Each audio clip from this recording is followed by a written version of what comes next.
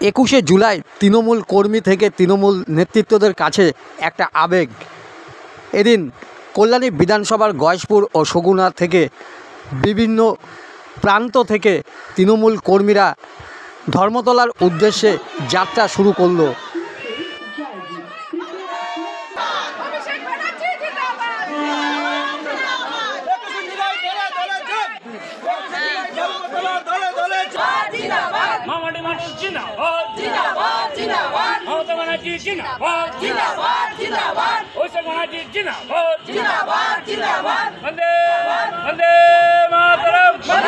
বলছি কোথায় যাচ্ছেন আপনারা? আমরা ধর্মতলা যাচ্ছি। কেন?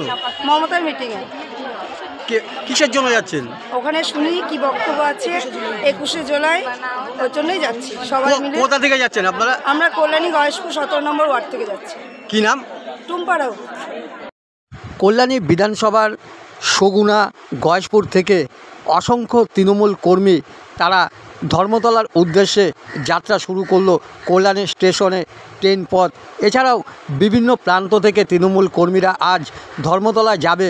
মূলত তৃণমূল সুপ্রিমো মমতা বন্দ্যোপাধ্যায় কি বলেন, কি আলোচনা করেন এবং আগামী দিনে তৃণমূল কংগ্রেসের কর্মীরা কোন পথে সংগঠনকে এগিয়ে নিয়ে যাবে, পাশাপাশি দলনেত্রী সহ অন্যান্য নেতৃত্বরা কি বলে সেটা শুনতেই ধর্মতলা যাওয়া। কত লোক যাচ্ছে?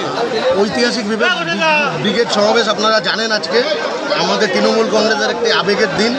গয়েশপুর থেকে অসংখ্য তৃণমূল কংগ্রেসের কর্মীরা, ট্রেড ইউনিয়ন, এনটিটিউসির প্রচুর কর্মীরা এই ট্রেনে আজকে আমরা ধর্মতলার উদ্দেশ্যে রওনা। গয়েশপুর থেকে 1000 থেকে 2000 লোক যাচ্ছে। দেবাশিস দাস, এনটিটিউসির সভাপতি, গয়েশপুর।